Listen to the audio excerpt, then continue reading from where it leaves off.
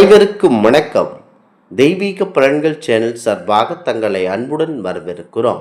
இன்று நம் காணொளியில் காண விரும்புவது, வீட்டில் ரோஜா செடி வைக்கலாமா, வாஸ்து என்ன தெரிவிக்கிறது என்பதை பற்றி இந்த காணொளியில் பார்க்கலாம். வாருங்கள் காணொளிக்கு செல்லலாம். மறக்காமல் ஒரு சப்ஸ்கிரைப் செய்யவும். ஜோதிட சாஸ்திரம் எப்படி ஒரு மனிதனுக்கு அங்கமாக வகிக்கிறதோ அதுபோலத்தான் வாஸ்து சாஸ்திரமும். ஜோதிட சாஸ்திரத்தின் மற்றொரு அங்கம்தான் வாஸ்து சாஸ்திரம். வாஸ்து சாஸ்திரத்தின்படி ரோஜா செடி அன்பின் குறியீடுவாகும். நேர்மறை ஆற்றலை ஈர்த்து அதனை நமக்கு நன்மை அளிக்கும் தாவரமாக கருதப்படுகிறது. இருப்பினும் முட்களை கொண்ட இந்த செடியை வீட்டின் வைப்பது சில வழிமுறைகள் இருக்கின்றன. ரோஜா செடியை வீட்டின் வடகிழக்கு அல்லது கிழக்கு திசையில் வைப்பது மிகவும் உகந்தது. இது வீட்டிற்கு புத்துணர்ச்சியையும் அமைதியையும் நேர்மறை ஆற்றலையும் கண்டிப்பாக உண்டாக்கி தரும். பொதுவாக வாஸ்துவில் முள்செடிகள் தவிர்க்கப்பட்டாலும் ரோஜா செடி இதற்கு ஒரு விதிவிலக்காக கருதப்படுகிறது. இன்னும் வீட்டின் பிரதான வாசலுக்கு மிக அருகில் முட்கள் நிறைந்த செடிகள் வளர்ப்பதை தவிர்க்க வேண்டும் என வாஸ்து சாஸ்திரம் உறுதியாக கூறுகிறது. ரோஜா செடிகள் எப்போதும் ஆரோக்கியமானதாகவும் பூக்களுடன் இருக்க வேண்டும். வாடிய அல்லது காய்ந்த ரோஜா செடிகளை வீட்டில் வைத்திருந்தது தரித்திரத்தை உண்டாக்கும்.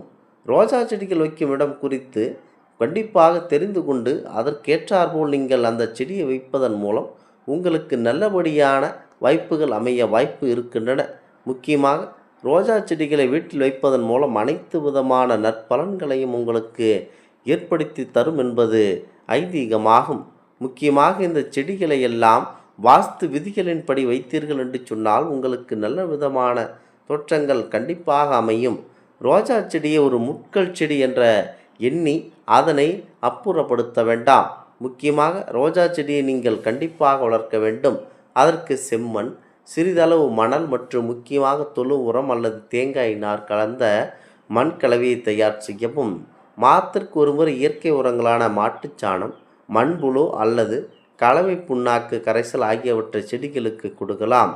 ரோஜா செடி நன்றாக வளர தினமும் 4 முதல் 6 மணி வரை இந்த நேரத்தில் சூரிய ஒளி தேவை. மண்ணில் ஈரப்பதம் அதிகமாக இருக்க வேண்டும். முக்கியமாக என்ன செய்ய வேண்டும் என முக்கியத்துவமாக கூற வேண்டுமென்றால், அந்த செடி எவ்வளவு ஆரோக்கியமாக வளருகிறதோ அதேபோல் நம்முடைய வாழ்க்கையில் செல்வமும் மேலோங்கும். வாஸ்து சாஸ்திரத்தின்படி ரோஜா செடி நேர்மறை ஆற்றலை அதிகரித்து செல்வத்தை பெருக்கும் என்கிறது வாஸ்து சாஸ்திரம். ரோஜா செடிகளை எங்கு எப்படி வைக்க வேண்டும் என்பதை தெரிந்து கொண்டு அதற்கேற்றாற்போல் வைத்தீர்கள் என்றால் உங்களுடைய வாழ்க்கையில் முன்னேற்றம் ஏற்படும். வீட்டு தோட்டம் என்றாலேயே நம் நினைக்கு முதலில் வருவது அழகிய சிகப்பு நிற ரோஜாக்கள் தான். வண்ணமயமான பூக்களாலும் மனதை மயக்கும் நறுமணத்தாலும் ரோஜா செடிகள் நமது வீட்டை சொர்க்கமாக மாற்றும் ஆற்றல் கொண்டது என்றால் அது மிகையல்ல.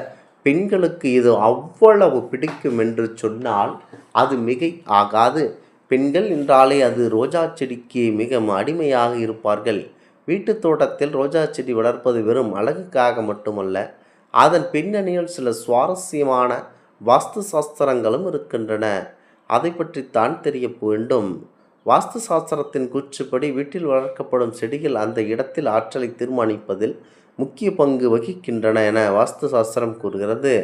ரோஜா செடி வீட்டில் நேர்மறை ஆற்றலை அதிகரித்து எதிர்மறை சக்திகளை குறைக்கும் என சொல்லப்படுகிறது. தூங்கி எழுந்தவுடன் காலில் தோட்டத்தில் பூத்து குலுங்கும் ரோஜாக்களை பார்ப்பதே ஒரு தனி புத்துணர்ச்சி தான். அதை அனுபவித்தால் மட்டுமே அதன் சுகத்தை உணர முடியும். இது குடும்ப உறுப்பினர்களின் மன அழுத்தத்தை குறைத்து நாள் முழுவதும் மகிழ்ச்சியாக வைத்திருக்க உதவுகிறது என்பது நிதர்சனமான உண்மை.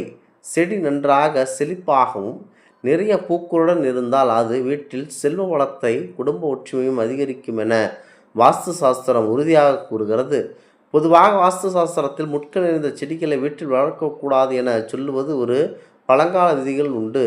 ரோஜா செடிகளிலும் முட்கள் இருப்பதனால் அதை வைக்கும் இடத்தில் நாம் மிகவும் கவனமாக இருக்க வேண்டும். ரோஜாவை வீட்டின் உட்புறத்தில் வைப்பதை தவிர்த்து விட வேண்டும். தோட்டத்தில் அல்லது மாடி தோட்டத்தில் வளர்ப்பதுதான் மிக முக்கியதாகும். வீட்டில் பிரதான வாசலுக்கு மிக அருகிலோ அல்லது அதன் நேர் எதிரிலோ முட்கள் நிறைந்த செடிகள் வைக்கக்கூடாது என பெரியவர்கள் கூறுகின்றனர்.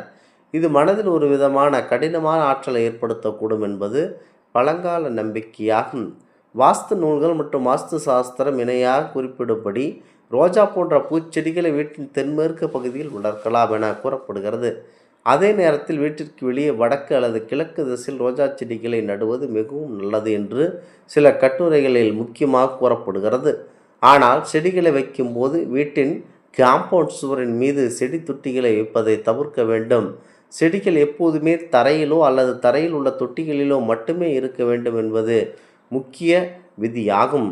வாஸ்து நம்பிக்கைகளை தாண்டி ரோஜா செடிகள் வளர்ப்பதில் பல அற்புதமான நடைமுறைகள் பயன்பாடுகளும் உள்ளன.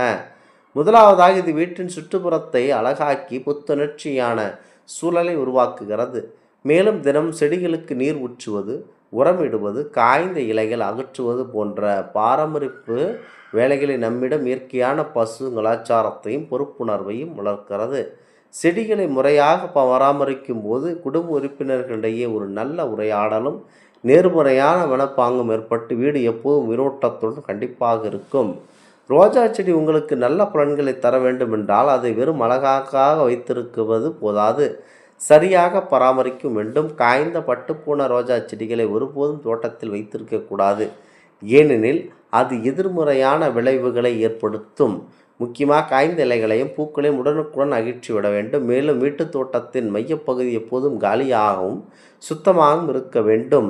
குறிப்பாக வடக்கு மற்றும் வடகிழக்கு பகுதிகளை ஒழுங்காகவும் சுத்தமாக வைத்திருந்தால் அந்த இடத்தில் நல்ல ஆற்றல் பன்மடங்கு அதிகரிக்கும்.